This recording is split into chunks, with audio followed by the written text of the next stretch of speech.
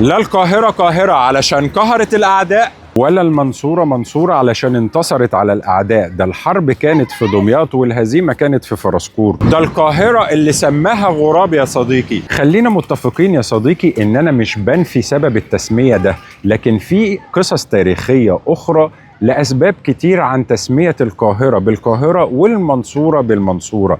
مش هو ده السبب الوحيد فقط ولا نقدر ننفيه، لكن برضو في تسميات أخرى أو في قصص كتير. سريعا كده يا صديقي هسهل عليك ربط خيوط القصة. إن المنصورة اتسمت المنصورة على اسم القاهرة. مش منطقي يا بوبوش إن هي تكون على اسم القاهرة، لو على اسم القاهرة تبقى قاهرورة. لا يا صديقي، ما هو الاسم الأول للقاهرة كان المنصورية، وقبل ما يوصل المعز إلى مصر وقبل ما يسميها قاهرة، وهنقول هيسميها قاهرة ليه؟ قبل ما يوصل بحاشيته من المغاربة والتوانسة سماها المنصورية. وبرضه هقول لك سماها هنا المنصورية ليه وعلى اسم مين. هنا اليافطة الوحيدة أو الدليل الباقي على اسم القاهرة الحقيقي قبل ما تسمى بالقاهرة، كان اسمها المنصورية. جوهر الصقلي سمى المدينة في أول الأمر المنصورية تيمنا باسم مدينة المنصورية التي أنشأها خارج القيروان المنصور بالله والد المعز لدين الله الفاطمي، أو تيمنا باسم والد المعز نفسه إحياء لذكراه. واستمر هذا الاسم حتى قدم المعز إلى مصر فأطلق عليها اسم القاهرة للقصتين اللي أنا هقولهم لك دول. فمحتمل يكون الملك الصالح سمى المنصورة مش على اسم القاهرة الاسم الحديث، أكيد مش هيسميها قاهرورة، لكنه سماها المنصورة على اسم القاهرة قبل ما تبقى قاهرة باسم المنصورية، فحول الاسم من المنصورية إلى المنصورة يا صديقي. خلاص المعز هيوصل مصر بحاشيته من المغاربة، وكل واحد هياخد قطعة يستقر فيها وهيبني مدينته الجديدة بأسوارها العريضة العالية و4 بوابات. وقتها كانت 4 بوابات بس، وهنا هيبدأ في تسميتها القاهرة بدل المنصورية. لكن هيسميها القاهرة ليه يا صديقي؟ هنا 3 آراء، وخد بالك اللي أنا بقول لك 3 آراء، منهم رأيين رشحهم المؤرخون، وخد بالك من جملة ترشيح المؤرخون علشان يبدأ في تسميتها القاهرة، مش علشان قهرت الأعداء يا صديقي. نشوف قهرت ايه. لما وصل جوهر الصقلي في 17 يوليو سنة 969 ميلادية واستقر في الفسطاط وخلاص وطد جيشه، هيبدأ في بناء العاصمة الجديدة اللي أمروا بيها المعز لدين الله الفاطمي علشان تكون بديلا للفسطاط اللي اتحرقت. وبدأ فعلا في بناء المسجد والقصر وشرع في حفر خندق. لكن تعالى هنا بقى ال3 قصص سبب تسمية القاهرة ايه.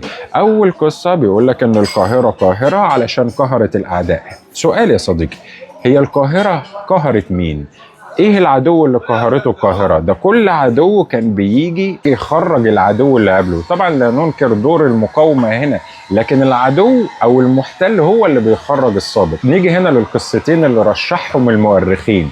اول قصة قال لك لما المعز لدين الله الفاطمي امر جوهر الصقلي ببناء المدينة، الفاطميين كانوا بيؤمنوا بكوكب المريخ اللي كان عندهم اسمه القاهر او النجم القاهر، كانوا بيؤمنوا بيه جدا. مش عاوزين نقول حتة بيؤمنوا، كانوا بيعتقدوا فيه عشان ما نخشش في نقطة خلاف. فلما جوهر الصقلي شرع في بناء المدينة فضل يبنيها 4 سنوات، وعلى فكرة أخفاها عن العوام، منع الناس إن هي تخش المدينة أثناء البناء. فلما انتهت المدينة من البناء وخلاص هيعملوا الافتتاح، دعا المعز لدين الله الفاطمي تعالى بقى احضر الافتتاح المهيب. فلما حضر المعز لدين الله الفاطمي شاف كوكب المريخ ظاهر في السماء أو النجم القاهر، وكان بيتفائل بيه جدا، فسماها القاهرة تيمنا وتفاؤلا بالنجم القاهر على أمل إن هي فيما بعد تقهر الأعداء. وعلى فكرة أقول لك نقطة مهمة مش هتلاقيها كتير في التاريخ. المعز لدين الله الفاطمي لما لقى جا مكان القاهرة، على فكرة مكانها معمول غلط، لما لقى مكانها هنا وإن جوهر الصقلي بناها له هنا نهره جدا. ليه؟ لأنه كان عاوز يبنيها له على النيل. فكده نعرف إن كان في 3 أفرع للنيل في مصر، الفرع الحالي والفرع اللي مكان شارع رمسيس اتكلمنا عنه في حلقة سابقة، اللي ممتد لترعة الإسماعيلية، والفرع اللي كان في شارع بورسعيد هو كان عاوز يبنيها له على رمسيس لكن بناها هنا. القصة الثالثة ايه؟ شبيهة للقصة الثانية على فكرة، وزي ما قلت لك الفاطميين كانوا بيؤمنوا جدا بالطالع. وقت الافتتاح جوهر الصقلي امر علماءه وعلماء الفلك ان هم يطلعوا فوق قمة جبل المقطم علشان يتابعوا خط مسار كوكب المريخ او اللي مسميينه النجم القاهر. طيب لما العلماء تطلع تشوف المريخ هيظهر ولا لا، هيبلغوهم هنا ازاي؟ مدوا حبل من جبل المقطم الى البوابة وربطوا في نهايته جرز. وعلى فكرة جبل المقطم هنا مش بعيد، علشان لما يظهر كوكب المريخ او النجم القاهر في السماء يبلغوهم، يشدوا الحبل فيرن الجرس. لكن بالمصادفة او المفارقة وقف غراب على الحبل فالجرس رن، فظنوا ان النجم القاهر ظهر في السماء. يبقى هنا معانا قصتين ارجح من ان هي قهرت الاعداء. تعال بقى اوريك نص على ان المنصورة مش منصورة علشان انتصرت على الاعداء. في كتاب تاريخ الجبرت المسمى عجائب الاثار في التراجم والاخبار، وعلى فكرة مش ده الدليل الوحيد ولا ده المصدر الوحيد. تعال بص يا صديقي، الملوك الايوبية. وفي ايام الملك الصالح نجم الدين ايوب بن الكامل حضر الافرنج وملكوا دمياط وزحفوا الى فرسكور، واستمر الملك الصالح يحاربهم 14 شهرا وهو مريض، وانحصر جهة الشرق وأنشأ المدينة المعروفة بالمنصورة. يعني كانت الحرب لسه شغالة، ومات بها سنة 47 و600 والحرب قائمة. لاحظ جملة والحرب قائمة، فازاي هيسميها منصورة وهو لسه ما انتصرش؟ وأخفت زوجته شجرة الضر موته ودبرت الأمور. نكمل، وفي هنا قصص عن دمياط بس أنا بختصر عليك وبقول لك السبب، ملهاش علاقة بالموضوع، هنعمل لها فيديو لوحده بس واجب أقولها لك، هتعرفك كمان تاريخ شارع المعز أو شارع خان الخليلي. تعالى.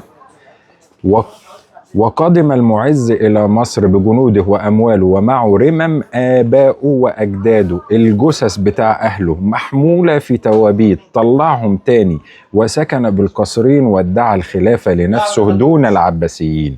موضوع كبير قوي بس حبيت أقول لك الجزئية دي بجانب اللي احنا هنخش على الملك الصالح نجم الدين أيوب. طب يلا بينا بقى على المنصورة يا صديقي علشان نشوف الملك الكامل لما استقر في المنصورة بعد تعبه عمل ايه. لقى مكان جو فيه لطيف وخفيف، سألهم ده ايه؟ قالوا له جزيرة الورد. فقال لك خلاص هستقر وأكمل حياتي هنا. لكن الغريب ليه يختار قرية صغيرة زي أشمون الرمان يعملها عاصمة له؟ تعال أقول لك. متخيل يا صديقي إن بلد صغيرة في الدقهلية تكون عاصمة مصر قديما، وتفتكر ليه كان اسمها أشمون الرمان؟ لما استقر الملك الصالح في مدينة المنصورة لقى جزيرة الورد زي ما أنا قلت لك، وبعد كده سماها المنصورة. عجبه الجو جدا والراجل كبر، قال لك أنا مش راجع القاهرة تاني، هيقعد في المنصورة، فطبيعي لازم يختار عاصمة لمصر.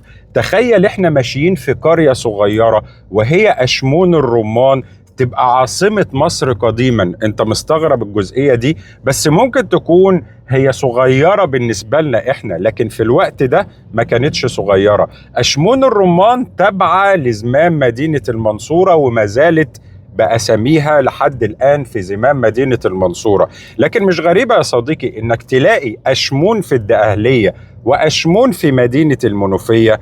يقال إن اسم أشمون راجع إلى مصر القديمة، مصر الفرعونية، ويقال إنها أشمونية، وبعد كده أطلق عليها أشمون الرمان. طب إضافة أشمون الرمان ليه يا صديقي؟ لأن يقال إن من أول أشمون إلى الجمالية دقهلية مش الجمالية القاهرة، أو إلى بحيرة المنزلة، كانت عبارة عن جناين فاكهة خاصة بشجرة الضر. الجناين دي كان خرجها بيخرج منين يا صديقي؟ من حارة التنبشكية في حي الجمالية القاهرة، عشان ما تتلخبطش لأن إحنا هنا في زمام الجمالية دقهلية. ونيجي من أشمون الرمان بالغلال والفواكه علشان نجيبها هنا الجمالية القاهرة. هنجيبها فين؟ بيت شجرة الضر. وعلى فكرة ده كمان مكان مخازن الغلال اللي كان بيخرج منه الخراج هنا في الجمالية. شارع حبس الرحبة. بقى احنا هنا فين؟ في بيت شجرة الدر ومخازن غلال شجرة الدر اللي كان بيخرج منها الخراج. لكن عاوز اوريكم فكرة الباب.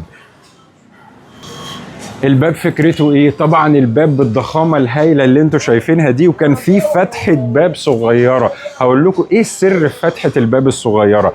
الباب كان بيتقفل لحمايه بيت شجره الدر او قصر شجره الدر او مخازن شجره الدر زيه زي اي مكان. لكن وقت خروج الخراج او تخريج الزكاه من الغلال والحبوب والفواكه اللي كانت هنا، كانوا بيقفلوا الباب بالكامل وبيفتحوا الباب الصغير ده علشان يقلل من تدافع الناس كانت بتبقى واقفة بره منتظرين الخراج، واللي بيوزع الخراج كان بيقف عند الباب الصغير ده وبيناولهم الخراج من الغلال والحبوب والفواكه. لكن طالما جينا هنا بقى لازم اعرفكم على حاجة مهمة جدا، مثل الضبة والمفتاح. شايفين قفل الباب قد ايه؟ بالضخامه دي قد ايه؟ دي الضبه والمفتاح بتاعها. وكمان الترابيس الحديد، ده الترباس الحديد وزنه ضخم وتقيل يتعدى ال 20 كيلو. ده طبعا علشان يقفل المهول ده في مخزن غلال وبيت شجره الدر.